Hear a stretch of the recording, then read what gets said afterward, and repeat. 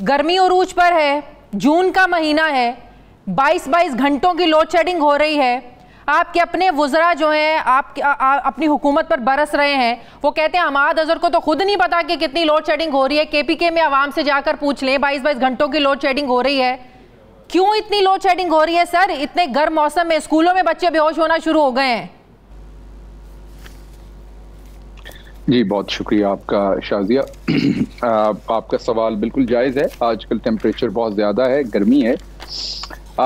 हमारे मुल्क में बहुत वाफर बिजली है, कैपेसिटी से बहुत ज़्यादा है, लेकिन हमारे मुल्क में अनफॉर्चुनेटली बिजली के घर तो लगाए गए क्योंकि वहाँ से कमीशन मिलता था, उसकी तरसील का सिस्टम नहीं बनाया गया।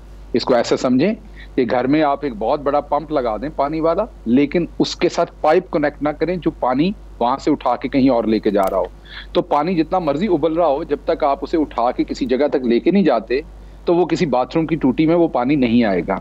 तो हमारा ये सबसे बड़ा सिस्टम जो तरसील का है, हमारी हुकूमत ने आके तकरीबन 70 अरब रुपए खर्च करके 4000 मेगावाट का उसमें कैपेसिटी का इजाफा किया। तो 21,000 से बढ़ा के हमने उसे 25,000 कर दिया। अब साल में 3 से 4 दिन आते हैं जब हमारा वाटर का कोई क्राइसिस आता है या कोई तकनीकी खराबी आती है। ये जब पिछली दफा बिजली का ब्रेकडाउन हुआ था तो मैंने बड़ी डिटेल में एक्सप्लेन किया था हेडक्वार्टर्स जो था। सर वो तो समझ में आता है, सर वो समझ में आता है, पूरे मुल्क में जो ब्रेकडाउन हुआ वो समझ में आता है। बात सुन लीजिएगा, लेकिन जो लोग 34 रुपए एक यूनिट का दे रहे हैं सर, उनका क्या कसूर है? एक सेकंड तहम्मुल से पहले बात सुनिएगा। पहले ये ज़हन में रखा कीजिए कि शोर डालने से तो मसला नहीं खत्म होना ना। मसला अगर सर तो शोर तो करप्शन का तो फिर आपकी बात जायज़ है। असेंबली में तो आपके अपने लोग मचा रहे हैं सर। हम शोर नहीं मचा रहे। अच्छा, उस पर बाद में बात कर रहे हैं। तो अभी तो आपके संजीदा सवालों का जवाब दे रहा हूँ ना। तो संजीदा सवालों का जवाब संजीदगी से ताकि आवाम तक पहुंचे। अगर तो ब्लेम गेम है तो वो तो हो सकती है, उसका तो कोई कुछ नहीं किया जा सकता, लेकिन क्योंकि आवाम को पता हो कि वजह क्या है। अब इसमें एक तकनीकी प्रॉब्लम आई है और तब बड़ी डिटेल से एक्सप्लेन किया था, और मेरी भी पहली दफा लर्निंग हुई थी कि जब मुल्की लेवल पे तकनीकी प्रॉब्लम आती है, फंडामेंटल इशू आता है, तो उस टाइम ऐसा नहीं होता कि आप बटन दबाते हैं तो कोई एक बिजली घर ऑन हो जाता है और वो बिजली देना शुरू हो जाता है। जब आप, क्योंकि आपने फ्रीक्वेंसी को एक ही जगह पे रखना होता है बिजली की, तो डिमांड एंड सप्लाई जो है उसमें बहुत ज्यादा फ्लक्चुएशन नहीं आप कर सकते, इसलिए आपको लोड शेडिंग करनी पड़ रही है। आपके पास बिजली घर तो बहुत सारे हैं, अब उनको स्टार्ट किया जाएगा, नेशनल ग्रिड में लाया जाएगा। It's gonna take time. Sir आप 3 से 4 चीजों को कंफ्यूज कर रहे हैं। एक तरफ आप कह रहे हैं टेक्निकल प्रॉब्लम है, दूसरी तरफ आप कह रहे हैं जो है तरसील का निजाम दुरुस्त नहीं है, तीसरी तरफ आप कह रहे हैं कि डिमांड एंड सप्लाई का फर्क है।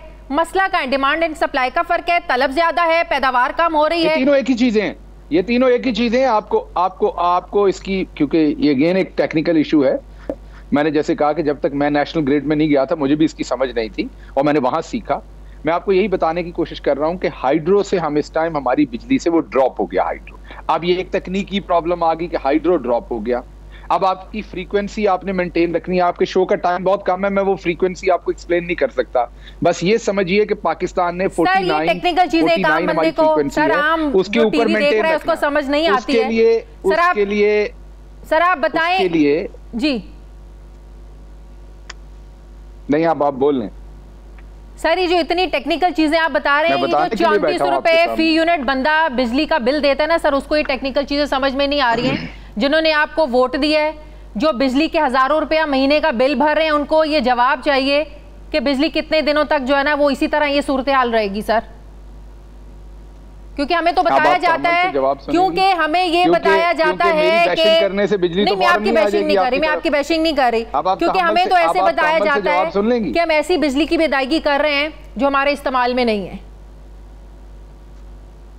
यही मैं आपको और आपके थ्रू नाजरीन को बताने की कोशिश कर रहा था कि ये बात बिल्कुल दुरुस्त है, लेकिन आप सुनने को तैयार नहीं है। जैसे ही मैं अपनी बात शुरू करता हूँ, you jump in and you interrupt. और ये एक ऐसा इशू है जो डिटेल से आपको बताना पड़ेगा, उसका हाँ या ना में कोई जवाब नहीं। टेक्निकल ये इशू है कि अब जब नए बिजली घर जिनसे आपने बिजली लेनी है उनको स्टार्ट करना पड़ेगा तो 3 से 4 दिन लगेंगे।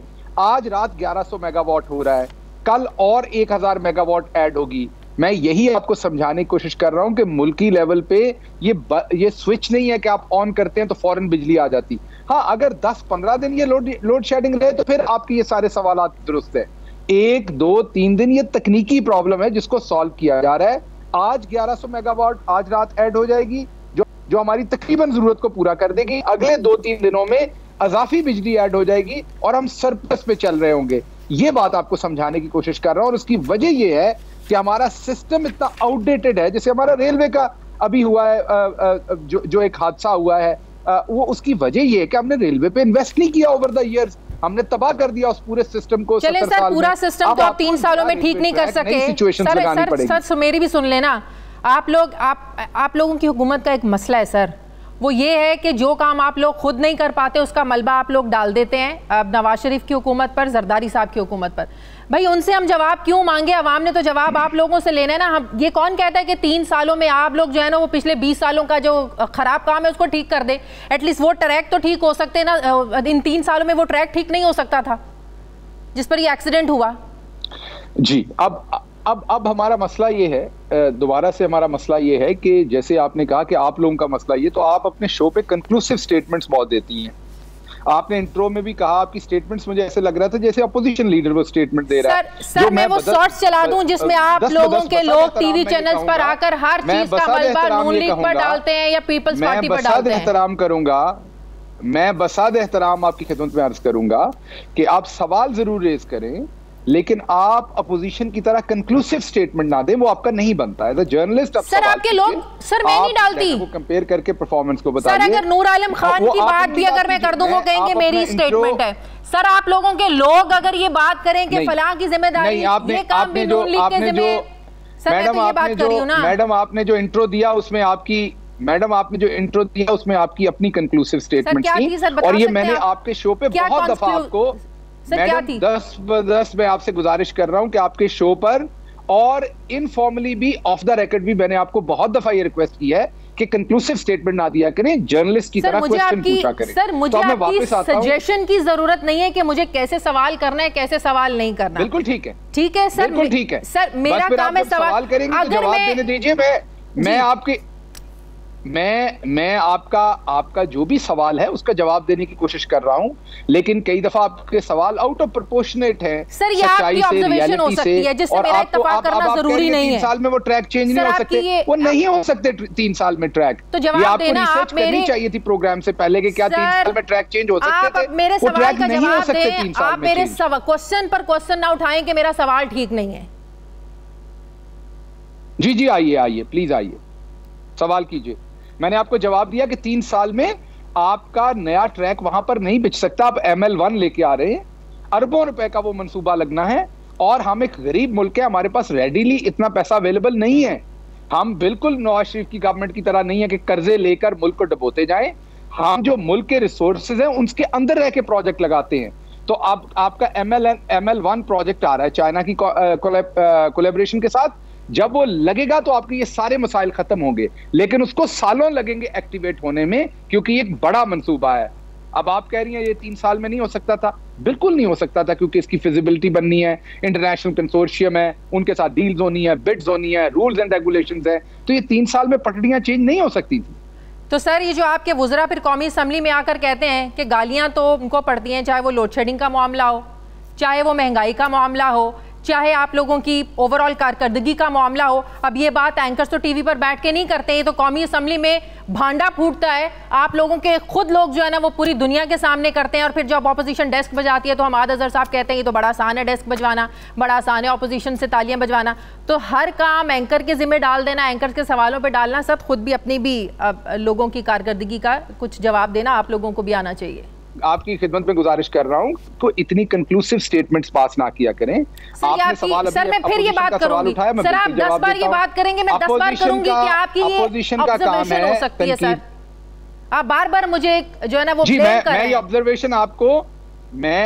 ऑब्जर्वेशन आपको बहुत दफा आपके शोज पे पहले, तो सर मेरा इत्तेफाक करना जरूरी नहीं है आपकी ऑब्जर्वेशन से। ये कहां लिखा है कि जो आपकी ऑब्जर्वेशन होगी वो बिल्कुल ठीक होगी? जी आप बिल्कुल नहीं कीजिए, लेकिन इसका मेरा जवाब आपको ये है इस चीज का कि आप सवाल किया करें और उसका जवाब आए। जब आप अपने पर्सनल कमेंट करती हैं तो आप अपने तज्जिए में करें, मुझे बिठा के ना करें। अगर आपको गवर्नमेंट की परफॉर्मेंस इतनी बुरी लगती है और आपने उसके तज्जिया देना है और आपने इंट्रो में ये कहना है कि इस गवर्नमेंट का ये हाल है, इस गवर्नमेंट का कोई हाल नहीं, आप इस तरह की कंक्लूसिव स्टेटमेंट देंगे तो मेरी मौजूदगी में ना दें। क्योंकि मैं गवर्नमेंट को डिफेंड करूंगा। सर मैंने काफ लीग से नहीं कहा आपसे नाराज हो, आप उसे इस्तेमाल करें। मैंने काफ लीग से नहीं कहा आपसे नाराज हो, मैंने एमक्यूएम से नहीं कहा कि वो नहीं, ये आप सवाल कीजिए। तो मैंने इंट्रो में यही तो कहा है, और मैंने क्या कहा है सर? मैं जवाब दूंगा।